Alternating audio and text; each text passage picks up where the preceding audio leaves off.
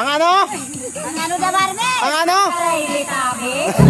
Yun na nga ni guys, sa tulukuno na bagay ni mga nagtutukaw-tukaw yan sa bayba.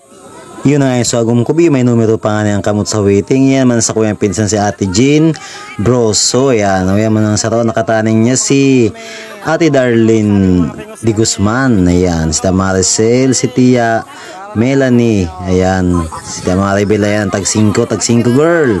Oh, hala, punin ang intermission number mo. Sige, baluado, tag 5 ngan. Sige, baluado, sige daw. Yan. Ayun. Wow! Hindi na naganto yung tag 5. Oh, para tinday ni Kisonar. Oh, may nadismayo na yun. Ay, pagod ng bubukdang. Nag-aamon din eh.